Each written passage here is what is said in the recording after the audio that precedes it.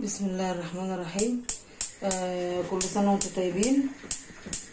معاكم الشيف هالة سند.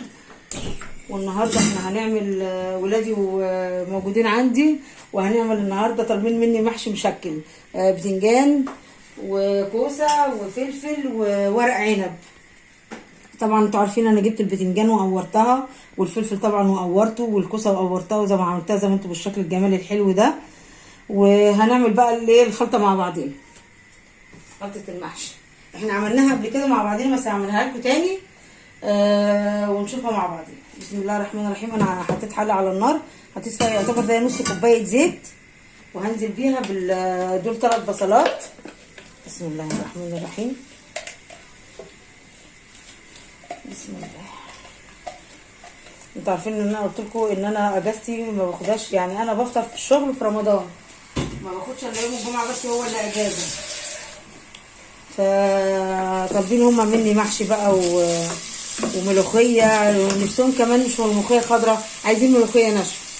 انا طبعا الملوخيه الناشفه دي انا اللي بنشفها هنا في البيت، ما بشتريهاش من بره خالص. طبعا بنشفها عندي في البيت هنا، بجيب الملوخيه وبقطفها وبغسلها وبنشرها، وبعد كده بروح فرشه نظيفه، ملايه نظيفه او حاجه نظيفه في اوضه، لا بيدخلها عفار ولا دبانه ولا اي حاجه خالص. وبسيب الملوخيه تنشف خالص لحد ما تبقى مقدوشه خالص كده، واروح ماسكاها لمها في صينيه او لمها في طبق، واقعد افركها على ايدي كده، واعملها على مصفى تطلع الخشن، تطلع عود، تطلع حاجه. وبعد كده بروح منضفاها خالص وشايلاها في كيس واحطها في درج التلاجة، تفضل عندك السنه كلها. ولو عدت السنه مش هيحصل لها حاجه، لان حاجه انت منشفاها على ايديكي وعاملاها في البيت. طبعا انتوا عارفين مكونات المحشي. احنا معانا دلوقتي، احنا قلنا هنا 3 4 بصلات ونص كوبايه زيت على النار، ومعانا هنا البهارات اهيت، بهارات مشكله، ملح، كمون وفلفل. ممكن بقى انتوا تضيفوا اضافه جديده للمحشي، بس انا ما بستعملش مكعبات مرق الدجاج بصراحه. ممكن تحطوا له مكعب مرق الدجاج. لو عندك شوربه برضو هتسقي بيها المحشي. انا عندي برضو ومولعه على اللحمه طبعا اهيت على النار اهي، مولعه عليها برضو بسلقها. فاحنا مع بعضينا. انتوا عارفين سليق اللحمه ميه، بحط الكاتل يغلي وبحط الميه على الكاتل، وبروح محطها في الحله، وحاطه ورق لورا وحبهان، ومقطعه بصلايه 4/4، وبروح منزله باللحمه بس، وبوطي عليها بقى. لو في اي ريم او في حاجه ظهرت عليها تشيليها خالص. واحنا كمان هنعمل صينيه لحمه بالفلفل الاخضر وبالطماطم بالخضار يعني. ممكن انت لو عايزه تضيفي معاها بصلايه ضيفي، عايزه تضيفي جزر ضيفي، بس انا هعملها هكتفي بس بطماطم وبصل وفلفل اخضر. وهنحط معلقتين خل برسمي، دي بيخليها تحفه قوي يا جماعه، وبيخلي طعمها جميل قوي، وتوم وزيت ومعلقتين صلصه، او لو طماطم مبشوره زي ما انت عايزه يعني. بس انت ما دام في طماطم متقطعه ممكن تحطي صلصه. مع بعضينا برضو وهنشوفها وانا بعملها دلوقتي. اخلص بس المحشي ونشوفها مع بعض. وشوربه الحريره طبعا انتوا عارفين ان هي شوربه مغربيه. طبعا بيبقى مكوناتها حمص. ممكن انت تجيبيه تنقعيه في البيت من بالليل وتسلقيه. ممكن انت تجيبيه معلب، وبتبقى وقطع لحمه متقطعه صغننه خالص كده، وعدس بجبه وكرفس وبقدونس وكزبره خضراء وشعريه وطماطم مبشوره برضو، ممكن تضيفي لها صلصه وملح وفلفل وبهارات بس. وفي الاخر خالص كده بتنزلي عليها بمعلقه شعريه ومعلقه دقيق، بتعمليها في كوبايه ميه وبتروحي ضيفاها على الحريره. بس ده في الاخر خالص وهي بتستوي، لا اوعي يكون في تكتلات او اي حاجه في الدقيق، او يستحسن وانت بتعملي الدقيق وبتصفيه على الحريره، تصفيه بمصفى صغيره عشان ما يبقاش فيه تكتلات او في اي حاجه تبقى شكلها وحش في الشرب.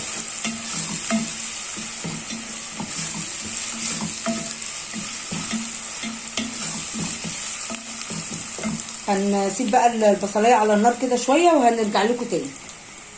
رجعنا يا جماعه خلاص اهي البصله دبلت معانا زي ما انتم شايفين. وانا عملت الطماطم اهي ضربتها على الخلاط. بسم الله الرحمن الرحيم. هننزل بقى كده اهي، نعلي بقى النار عليها. بسم الله الرحمن الرحيم. نحط معلقه سكر،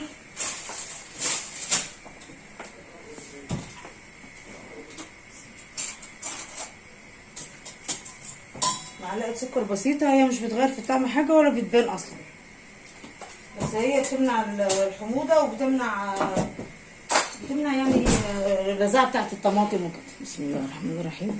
هننزل بقى بالبهارات اللي احنا قلنا عليها، اللي هي البهارات 7 والملح والكمون والفلفل. بسم الله الرحمن الرحيم.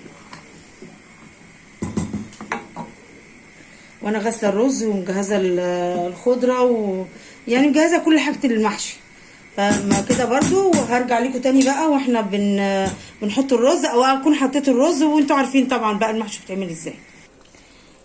رجعنا تاني يا جماعه، خلاص الطماطم اتسبكت ونزلت بالرز اهو زي ما انتوا شايفين، بس الحله ما كانتش واخده، فضيت في حله اكبر وبنقلب مع بعض اهو. هنسيبه بس يتشرب شويه على النار بالتسبيكه دي، وهنروح بقى ايه نجهز اللحمه. صينيه اللحمه اللي انا قلت لكم عليها انا جهزت حاجتها، وقلت ايه على ما الرز يتشرب نكون تبلناها بقى عشان ايه نحطها في الفرن على ما نقعد بقى نحشي المحشي ونرجع لكم تاني.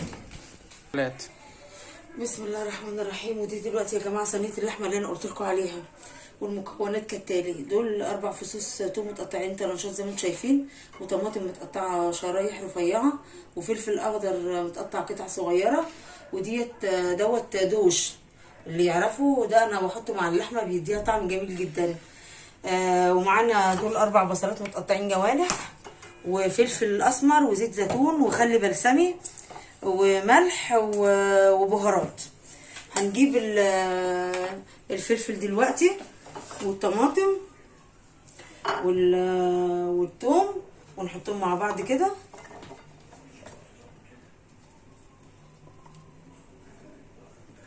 بسم الله الرحمن الرحيم. والبصل بسم الله ما شاء الله المكونات بتاعتها حلوه وهتطلع دايبه وبتطلع جميله جدا. هنحط بقى ايه الفلفل الاسمر. بسم الله الرحمن الرحيم. معلقه ملح، سنه بهارات. بسم الله. معلقتين بقى خل بلسمي. خل بلسمي دوت بيخلي اللحمه يا جماعه الطعم جميل ودايبه ذوبان مش قادره اقول لكم. بسم الله الرحمن الرحيم. وبيخلي لها طعمها جميل جدا.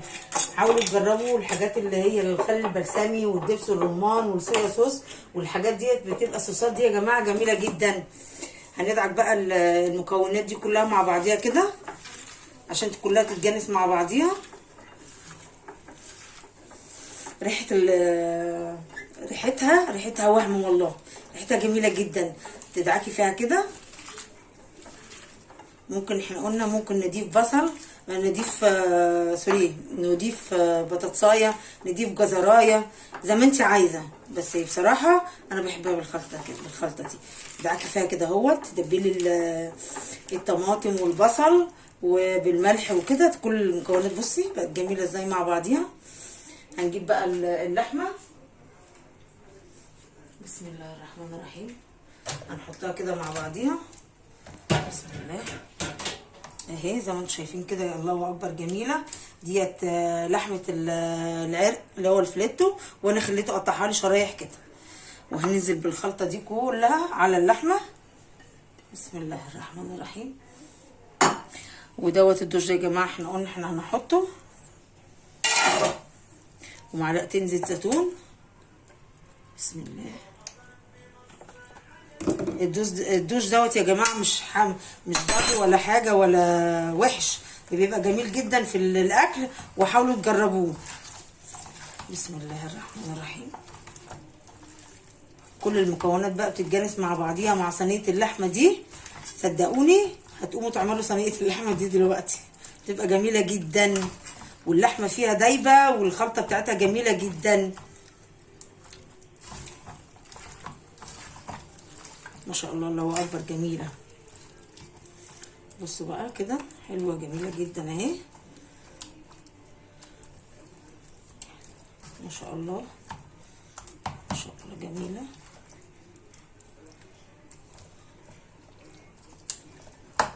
بس هغسل ايديا وارجع لكم بقى نحطها في الفرن.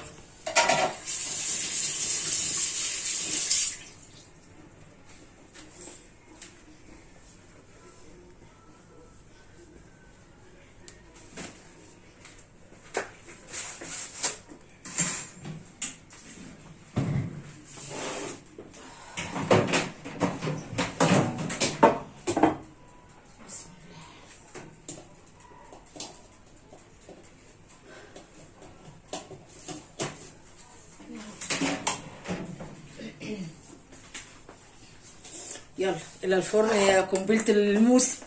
بسم الله الرحمن الرحيم.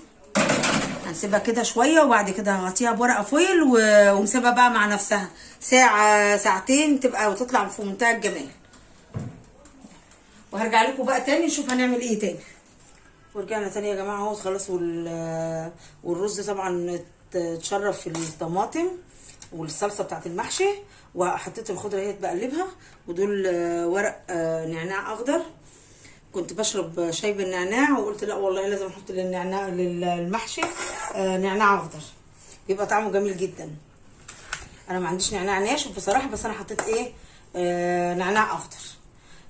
هنقلب بقى ونرجع بقى ايه نحشي بقى الليله دي كده، ونلم الليالي اللي جنبنا ورق العنب والبتنجان والحاجه دي كلها. يلا ورجعنا تاني اهوت، واديني ببتدي الف في المحشي الورق العنب. انا بحبه صغير زي ما انتم شايفينه كده. بسم الله الرحمن الرحيم. بصوا شكله جميل جدا. وبحب الورقه الصغيره بتاعت الورق العنب لانها بتطلع الصباع مظبوط جدا. ولما بلاقي ورقه كبيره ممكن تتقسم صبعين 3. ما بحبش الصبع المحشي الكبير. بصوا هنحشي بقى الفلفل عشان ايه اروح بس اقعد واحشي الورق العنب بقى. هنحشي الفلفل اهو. وبصوا زي ما انتم شايفين الفلفل انا عامله ضيق ازاي عشان ما يجيبش الرز منه، يعني وهو بيتسوى ما يطلعش الرز منه. بسم الله الرحمن الرحيم. ما تحاوليش تزقي تملي البتنجان او تملي الكوسه رز عشان ما تطفحش في الحله وهي بتتسوى. بسم الله. بس لازم يبقى فيه عقله صباع كده. بصي كده اهو. بسم الله. بتنجانيه اهوت عشان يبقى ايه ورينا لكم كل حاجه على الطبيعه زي ما بيقولوا. برضو عقله صباع برضو في البتنجانه اهي. ونحشي كوسايه. بسم الله. الكوسه دي انا اللي جايبه الحاجه دي ومقوراها، والفلفل والحاجه دي. انا ما بحبش حد يقور لي بتنجان ولا احب اجيب الحاجات دي جاهزه بصراحه. كده بقى احنا هنخلص الكميه اللي زي ما انتم شايفين كده. هنخلص الورق العنب والبتنجان وهنرجع بقى ليكم واحنا ايه بنسوي المحشي ان شاء الله. بسم الله الرحمن الرحيم. معاكم الشيف هلا سند، ورجعنا لكم تاني عشان هنعمل بقى حبه السلطه الخضراء بتاعتنا اللي هي المكونات بتاعتها الحلوه الجميله الخضراء دي. دوت جرجير اغسله متقطع طبعا، ودوت شبت وكزبره وبقدونس. دي طماطم برده انا غسلتها وقطعتها. ديت خيار. دوت بصل متقطع شرايح رفيعه. ده فلفل اخضر رومي قطع قطع صغيره. جزرايه مبشوره. ومعانا الكابوتشا. وديت 3-4 ورقات نعناع كده بيدوها طعم وبيدوها نكهه لذيذه جدا. ومعانا الصوص بتاعنا برده اللي هو ايه ملك السلطه النهارده معانا، اللي هو معلقه هريسه ومعلقه توم وكمون وملح وفلفل وخل، يعني تتبيله كده من الاخر. هنبتدي معاكم. بسم الله الرحمن الرحيم. كان بامكاني ان انا اقطع قدامكم الحاجه، بس انا بجهز عشان ما اطولش عليكم ايه الفيديو. بسم الله الرحمن الرحيم. هننزل بايه؟ اول حاجه البصل، وبعدين انا بعملها وبركنها. يعني ممكن اعملها مثلا من الصبح وافضل احطها في التلاجة، واجي قبل المغرب وانا بغرف اروح مقلباها. لو قلبتيها قبل المغرب او قلبتيها من بدري بص تلاقي كل المكونات دي جابت الميه اللي فيها. انما البصل انا هحطه كده وهنزل عليه بايه؟ بالتتبيله الخطيره دي. بسم الله الرحمن الرحيم. نحط بقى معلقه خل كمان اهي، الخل طبعا انتوا عارفينه ملك السلطه، ونحط حبه ملح وحبه زيت زيتون ونقلب. بسم الله الرحمن الرحيم. والله بصوا هو ده كده كفايه يعني الطعم والريحه. تعالوا شموا ريحه الحاجه طالعه ازاي. والصوص ده بقى بيتقلب بقى على السلطه بيبقى مديها طعم وهمي. هننزل بايه بقى؟ ننزل بالجزر. بسم الله الرحمن الرحيم. الفلفل الاخضر طبعا هي مش محتاجه فلفل سبايسي لان انا حاطه لها معلقه هريسه من اللي انا كنت عاملاها معاكم في الفيديو قبل كده. بسم الله الرحمن الرحيم. نخلي كده. بسم الله. ننزل بقى بالخيار، وانا بحب الخيار كتير في السلطه بصراحه، انا بحبه لانه بيبقى طعمه جميل. بسم الله الرحمن الرحيم. هننزل معانا كده دلوقتي ده جرجير، البقدونس وشبت وكزبره خضراء. بسم الله. انتوا ملاحظين ان انا كل المكونات السلطه حاجات خضراء والطماطم حاجات بسيطه، دول حبيتين طماطم بس. ديت معلقه النعناع اللي انا قلت لكم عليها، ودي تكه بتدي جميله قوي للسلطه الخضراء. ودي الكابوتشا. بسم الله الرحمن الرحيم. ما شاء الله الله اكبر يعني ما شاء الله.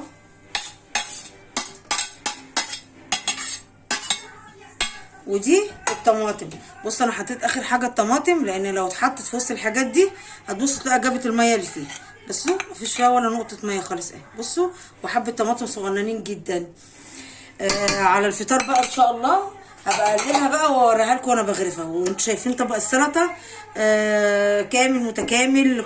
كفايه طبق السلطه ده مع قطعه لحمه مشويه، مع بتنجانيه محشيه، مع حته لحمه صينيه، اي حاجه كلي وهتاكلي السلطه طبق السلطه ده وهتدعيلي بالهنا والشفا. الرحمن الرحيم. كل سنه وانتم طيبين ورمضان كريم. احنا النهارده بقى ايه، طبعا عارفين ان السفره بتاعت رمضان او الطبليه برضو هرجع لكم ما بتخلاش من الشوربه. فاحنا النهارده هنعمل بقى شوربه حريره. الشوربه دي اصلها مغربي بس احنا بقى المصريين شاطرين في عملها طبعا، وانتم عارفين المصريين ما يغلبوش في حاجه. هقول لكم المكونات. معانا نص كيلو لحمه او ربع على حسب الكميه الشوربه اللي انت عايزاها، ومعانا بقدونس وكزبره وكرفس، ومعانا معلقتين شعريه هما، ومعانا 4 معالق عدس بجبه ده مغسول ومنقوع، ومعانا برضو حمص ده انا غسلاه برضو وسلقته، ومعانا بصلايه هي في الحله انا خرطتها. وهنولع النار بقى ان شاء الله باذن الله، وهنحط بقى زيت الزيتون. بسم الله. معلقتين 3 4 معالق كده يعني، وتقلبي في النار كده على الحله. والبهارات بتاعتها كركم، جنزبيل بودر، وبهارات وملح وفلفل. الشوربه دي يا جماعه مش قادره اوصف لكم على طعمها وحلاوتها والله، وعايزاكم تجربوها. جميله جدا. انا بصراحه يعني بشربها وبعملها يعني تحفه. يعني انا امبارح في الشغل كنت عاملاها على الفطار هناك. بسم الله ما شاء الله يعني كنت عامله حله يعني ما فضلش منها اي حاجه خالص. بسم الله الرحمن الرحيم.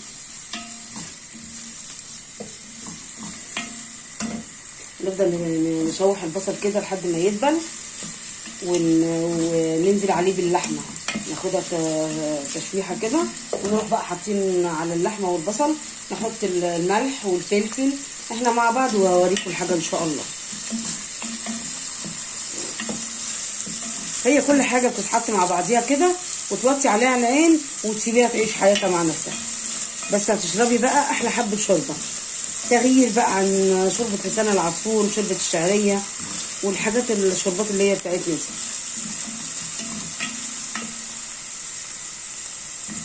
انا لو موجوده كل يوم في البيت وبصور، لان والله انا باجي بعد الفطار بفطر في الشغل. انا لو موجوده كنت عملت لكم بقى حبه شربات، اوعى. واحنا مع بعض ان شاء الله برضو في اي وقت كده نعمل حبه شوربه كده، شربات مختلفه، ونبقى مع بعض ان شاء الله باذن الله. بسم الله الرحمن الرحيم. نبدا بس البصلايه وننزل باللحمه. بسم الله.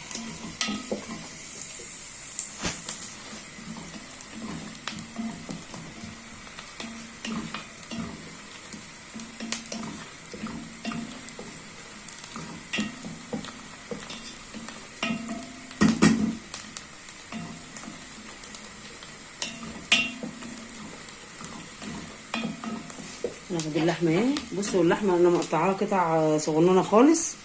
بصوا. بسم الله الرحمن الرحيم.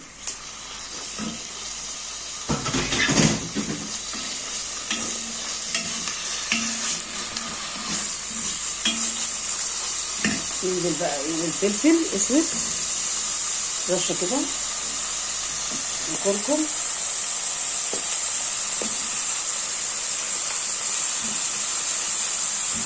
ما تكتريش منه عشان الكركم دوت بيدي سنه مراره لو كتير، ومعلقه ملح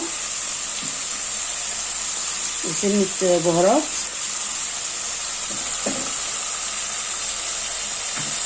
ورشه جنزبيل.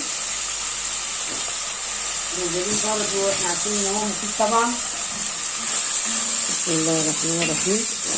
واو واو واو، الريحه تجنن، الريحه تحفه. بسم الله الرحمن الرحيم.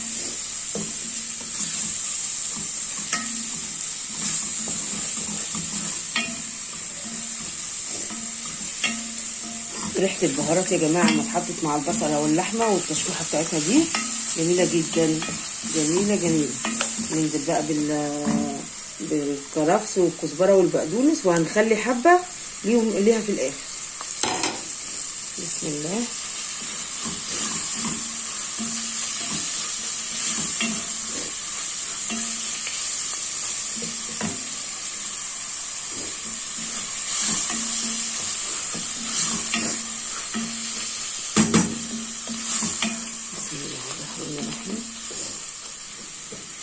ننزل بقى بالطماطم.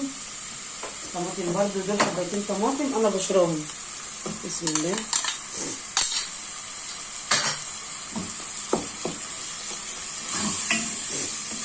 كده. بسم الله الرحمن الرحيم.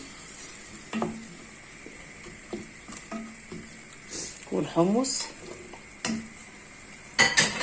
والعدس.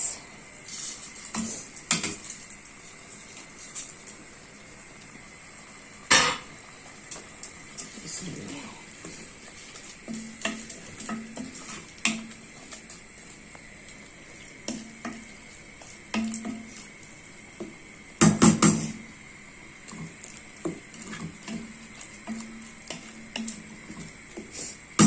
نسيبها شويه كده تغلي مع بعضيها. بصوا بقى بصوا المكونات اختلطت مع بعضيها، واحنا بقى معانا ميه اهي، كوبايتين ميه هنحطها كده اهو. بسم الله الرحمن الرحيم. بس ونوطي بقى عليها لان تسيبها تغلي، وكل بقى المكونات ايه تختلط مع بعضيها بقى ايه، ونسيبها تعيش مع نفسها. بس بعد ما قرب ما تستوي هننزل بالمعلقتين الشعريه دول، وفي معلقتين دقيق يعني عشان بس يديها قوام سميك شويه، مش بتبقى تخينه يعني، هي بتبقى سميكه شويه كده. بعد ما نخلص هوريكم واحنا بنحط الشعريه والدقيق. ورجعت يا جماعه تاني، والشوربه اهي على النار خلاص. انا موطيه عليها العين من ساعه ما ولعت عليها كده، وكل حاجه استوت واندمجت فيها خالص اهي. هننزل بقى بكوبايه بمعلقتين الشعريه دول ونقلب كده. بسم الله الرحمن الرحيم. ومعانا احنا قلنا معلقه دقيق كده في يعني نص كوبايه ميه، مش كتير. انا ممكن ما احطهمش كلهم، نحطها كده عشان بس تديها ايه القوام اللي هو المتجانس شويه. ممكن ما احطهاش كلها. بسم الله اهي كده. ونحط بقى بقيه الخضره اللي هي كانت كرفس وبقدونس وكزبره خضراء. بسم الله الرحمن الرحيم. ونقلب تقليبه بس لحد ما الدقيق يستوي وهطفي عليه. وعلى الفطار ان شاء الله بقى نبقى نغرفها مع بعضين. بسم الله الرحمن الرحيم. ورجعنا خلاص يا جماعه، القرنبيط اتسلق اهوت وغسلته وصفيته. وهنحط بقى التتبيله بتاعته اللي هي فص الثوم، قلنا عليه فص الثوم اهوت مدقوق بملح. بسم الله الرحمن الرحيم. على فكره السلطه دي مفيده جدا يا جماعه وكويسه، يعني مش وحشه. بس انا حطيت كمون، اللي طبعا انتوا عارفين اللي بيبقى عنده قولون او اللي بيبقى عنده انتفاخ او حاجه زي كده، فالكمون كويس مش وحش. بسم الله الرحمن الرحيم. هننزل بمعلقه خل، معلقه خل بلسمي. بسم الله الرحمن الرحيم. وزيت زيتون. بسم الله. ونقلب التتبيله،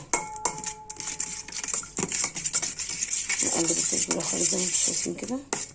بسم الله الرحمن الرحيم. هننزل بقى قلنا بالكمون والفلفل الاسمر والملح والزعتر. بسم الله الرحمن الرحيم. بسم الله. نقلب برضه المكونات دي كلها مع بعضيها كده، وبعدين ننزل بالقرنبيط بقى. بسم الله اهو. بسم الله الرحمن الرحيم. على فكره والله السلطه دي مفيده جدا. لو حد هيستغرب ان في اول مره سلطه قرنبيط، بس والله صدقوني بتبقى جميله جدا وطعمها حلو قوي. بسم الله الرحمن الرحيم. هنقلب كل المكونات بقى دي مع بعضيها. ريحتها والله ريحتها جميله جدا حلوه.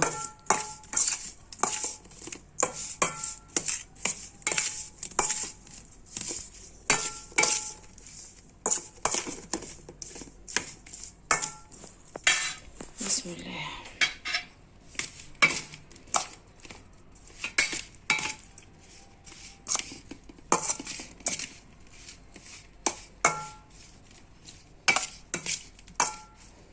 خلاص كده اتقلبناه. هحط بقى البقدونس والخضره بتاعته عليه كده، وساعه المغرب بقى ان شاء الله باذن الله نبقى نقلبها بقى مع بعضها ونغرفها ان شاء الله باذن الله. وعايزاكم تجربوها والله طعمها لذيذ جدا، والله طعمها لذيذ. والخل البرسمي دوت على السلطات وعلى تتبيله المشاوي بيبقى تحفه. عايزاكم تجربوه وتقولوا لي ايه رايكم. بص الله الرحمن الرحيم. واحنا معانا دلوقتي الملوخيه الناشفه اللي انا كنت بقول لكم عليها ان انا عايزه اعمل حبه ملوخيه ناشفه لان انا نفسي فيها والله. بصوا دي الملوخيه الناشفه اللي انا قلت لكم انا بنشفها عندي في البيت زي ما انتم شايفينها كده.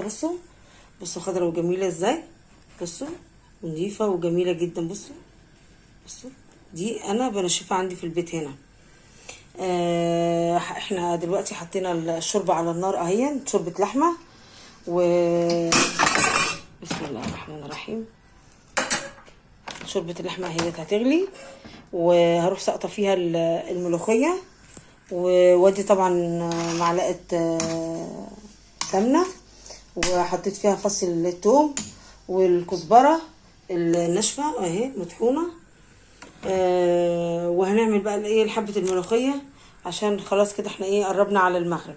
فزي ما انتم شايفين كده لازم تكون الشوربه بتاعتها دسمه كده وعزمها شديد عشان تحبوها. انا بعملها وبصراحه، ولو في جنبي بحب الملوخيه الناشفه جدا. هو دلوقتي موجوده الملوخيه الخضراء، بس يعني مش لسه بتاعت الصيف اللي هي بتبقى الورقه بتاعتها الكبيره العريضه الخشنه شويه دي، بتبقى جميله، بتبقى حلوه قوي في الملوخيه. واحنا انتوا عارفين طبعا احنا على المنيو النهارده احنا قلنا معانا سلطه قرنبيط بالتتبيله جميله قوي هتعجبكم، بالبقدونس والثوم وزعتر وزيت زيتون وخل بلسمي وخل ابيض وملح وفلفل وكمون.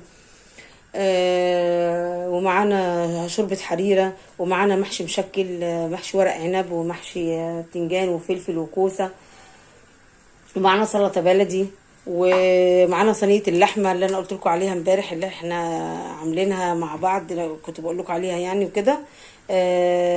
عملناها مع بعض. فاحنا هنبتدي بقى الشوربه هتغلي هي، وننزل بالملوخيه. بسم الله الرحمن الرحيم. لو عايزه تحطي مكعب مرق الدجاج حطي يعني، بس انا عشان الشوربه بتاعتي بسم الله ما شاء الله، شايفين الشوربه جميله ازاي. بس دي حريه شخصيه، لو عايزه تحطي مكعب مرق الدجاج براحتك. بسم الله الرحمن الرحيم. دول 5 معالق ملوخيه ناشفه اهي. بسم الله الرحمن الرحيم. اعمل كده، انتوا عارفين ان هي مع التقليب بتتخن يعني، ما تكتريش عشان ايه ما ترجعيش تزودي شوربه او ميه تاني. بسم الله الرحمن الرحيم. هي على قد عيار الحله. بصوا يا جماعه، من قبل ما اعمل عليها حاجه خالص وهي تشوفيها تقولي دي ملوخيه خضراء، دي بقى دي بترجع سر التنشيف بتاع الملوخيه. لازم تنشفيها في مكان ضله وما يكونش فيه شمس، لان الشمس هي اللي بتسمر الملوخيه او النعناع. اي حاجه خضراء بتنشفيها ما تنشفهاش في شمس، صدقيني والله. بسم الله الرحمن الرحيم. بصوا بصوا، وريحتها جميله جميله جميله. بصوا هنسيبها كده مع نفسها شويه، لان هي مش ملوخيه خضراء. وهنولع بقى ايه على التقليه بتاعتها. احنا قلنا حطينا معلقتين سمنه ودقين 4 فصوص توم اهو، ومعانا كزبره الناشفه. بسم الله الرحمن الرحيم. بسم الله.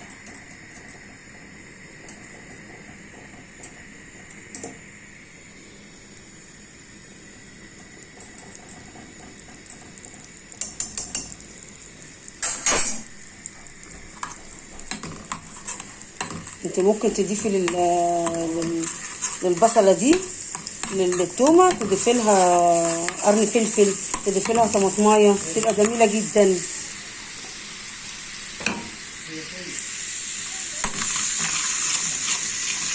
بسم الله الرحمن الرحيم. اوعى وشك ريحه الملوخيه وريحه التقليه، وهم يا جماعه، وهم يعني مش عارفه اقول لكم ايه بصراحه. تعالوا بقى شموا كده وقولوا لي ايه الريحه وايه الجمال والحاجات الحلوه دي. شوفوا الشكل الجميل. شوفوا يا جماعه، خلي بالكم من تقليه الملوخيه دي لا تتحرق منكم. بصوا ريحتها خطيره خطيره خطيره. بسم الله الرحمن الرحيم.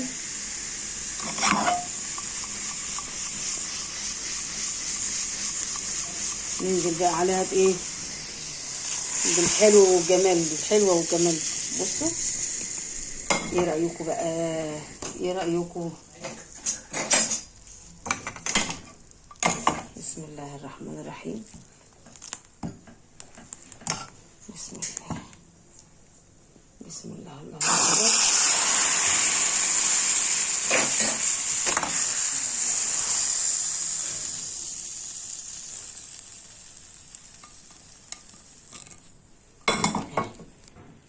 تقليبه بقى كمان ايه، ونطفي بقى على الموضوع ده. بسم الله الرحمن الرحيم.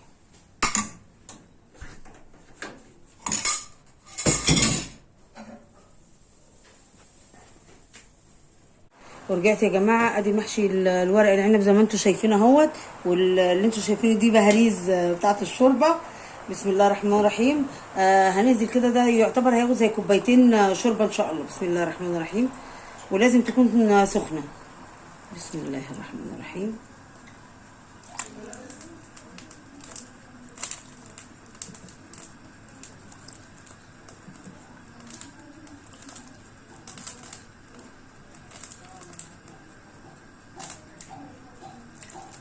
خلاويص على كده دون. بسم الله الرحمن الرحيم. نغطيه بقى يغلي براحته، ونرجع بقى ايه للعنتاب الكبير دوت. حله المحشي المشكل، كوسه وبتنجان وفلفل. هننزل بقى ايه بالشوربه بتاعتها اهي. بسم الله الرحمن الرحيم.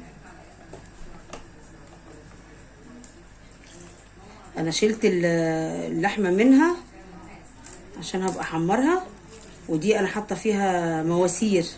المواسير دي انا بجيبها من عند الجزار مع سليق اللحمه، بتدي طعم جميل جدا للشوربه، وجميله، وممكن تعملي بقى اي شوربات تانية. يعني شوربه المواسير دي مع شوربه اللحمه ممكن تعملي بقى اي شوربه تانية تبقى جميله جدا وحلوه بقى،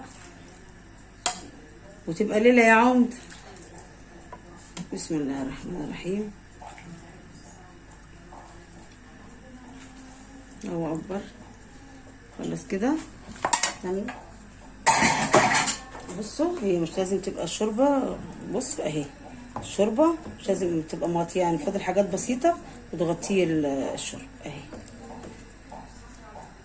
عشان الحبه عندي وكده، وهنرجع بقى واحنا ايه بنغرف المحشي ان شاء الله. بسم الله الرحمن الرحيم. معاكم شيف هلا سند، واحنا يا جماعه غرفنا الاكل اهون. وديت سلطه الخضراء، ودي سلطه القرنبيط، وده الترش البلدي اللي انا كنت عاملاه معاكم قبل رمضان، ودي صينيه اللحمه بالخضار اللي هي كانت عباره عن فلفل اخضر وبصل وطماطم وتوم وخل بلسمي وزيت زيتون وملح وفلفل. ودي شوربه الحريره طبعا احنا شارحينها في الفيديو. وده طبعا المحشي المشكل بتنجان وكوسه وورق عنب. ودي الملوخيه الناشفه اللي انا قلت لكم انا اللي عاملاها في البيت ومنشفاها في البيت وطبختها قدامكم. وعايزه اقول لكم اتفضلوا معانا وكل سنه وانتم طيبين. ودي سلطه القرنبيط، انا عايزاكم تجربوها والله يا جماعه هتعجبكم جدا. انا ما كنتش باكلها بس ما عملتها بايدي كلتها بصراحه. وعايزه اقول لكم بقى اتفضلوا معانا. وطبعا العصاير النهارده كركديه وتمر هندي. كل سنه وانتم طيبين. كانت معاكم الشيف هلا سند، وما تنسونوش بلايك وشير وتفعلوا القناه. وكل سنه وانتم طيبين ورمضان كريم.